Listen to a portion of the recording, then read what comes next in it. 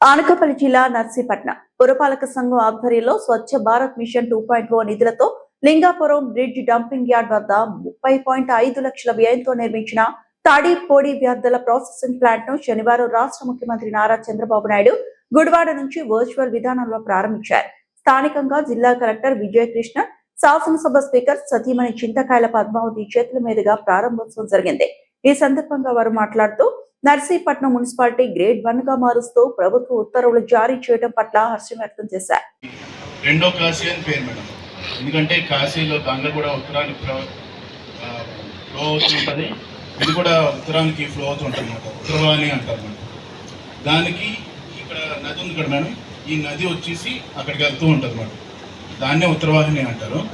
ఈ dumping yard వల్ల, ఈ రిటైనింగ్ వాల్ లేపడం వల్ల మొత్తం చెత్తాన వాటర్ ఈ రెండు మిక్స్ అయిపోయి చాలా ఇబ్బంది పడుతున్నారు. కొన్ని లక్షల్లోని మన శివరాత్రి రోజు కొన్ని లక్షల్లో వస్తారు భక్తులు.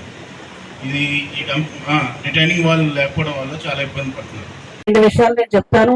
ఈ రోజు చాలా సంతోషకరమైన రోజు. ఎందుకు నేను ఈ మాట అంటున్నానంటే, ఇప్పటి వరకు కూడా మున్సిపాలిటీ మనం 3rd గ్రేడ్ లో ఉన్నామంటే, మరి లాస్ట్ మార్చిలో మా పదవులు అయిపోయే టైంలో ఒక నెల ముందు ఈ 1st గ్రేడ్ కి ప్రపోజ్ చేయడం జరిగింది. మరి రోజు మన మున్సిపాలిటీ గ్రేడ్ 1 గా పరిగణించి నిన్న జీవో రావడం జరిగిందంటే, దీనికి తోడ్పడినటువంటి మన సీఎం గారు అవనివ్వండి, అయ్యన్న పాత్ర గారు అవనివ్వండి, ఇక్కడ కమిషనర్ గారు అవనివ్వండి, వారందరికీ కూడా పేరు పేరున నా ధన్యవాదాలు తెలియజేసుకుంటున్నా. మరి ఈ రోజు ఈ ప్రాసెసింగ్ ఈ మిషన్ పెట్టడం జరిగింది. ఈ ప్లాంట్ గురించి ఒక 2 నిమిషాలు మాట్లాడాలి. మేము వచ్చినప్పటికీ గవర్నమెంట్ వైఎస్ఆర్సీపీ గవర్నమెంట్ ఉంది. 28 వార్డులు ఉన్నాయి మన నర్సీపట్నానికి. 28 వార్డులు కూడా డంపింగ్ యార్డ్ లా తయారయ్యాయి మన 3.5 సంవత్సరాల్లో. అటువంటి డంపింగ్ యార్డ్ లో తయారవుతే మన అదృష్టం బాగుండి కూటమి ప్రభుత్వం రావటం, వచ్చిన వెంటనే మన కమిషనర్ గారు సురేంద్ర గారు తీసుకురావడం కూడా జరిగింది. వెంటనే అయ్యన్న పాత్ర గారు మీటింగ్ పెట్టి ఈ 28 డంపింగ్ యార్డులు ఏం చేయాలని మన కలెక్టర్ గారితో పాటు ఆర్డీఓ గారితో కానీ మీటింగ్ పెట్టి మరి ఏంటి పొజిషన్ అని చెప్పడం జరిగింది. వెంటనే ఆ స్టార్టింగ్ లోనే జిందాల్ కంపెనీకి పంపించాలని చెప్పి ఫండింగ్ తెచ్చి మన అయ్యన్న పాత్ర గారి సహకారంతో, ఇక్కడ ఆఫీసుల సహకారంతో ఈ 28 వార్డు నుంచి చెత్త తీసుకొచ్చి డంపింగ్ యార్డులు చేర్చడం జరిగింది. మరి కొన్ని కొండలా తయారైన కొన్ని టన్నులు చెత్తని ఈ రోజు మనం శుభ్రం చేసుకోవడం జరిగింది. మరి అదొకటే కాదండి, అదంతా ఇప్పుడే చెప్పారు కమిషనర్ గారు, 8 నెలలు పెట్టిందని చెప్పారు.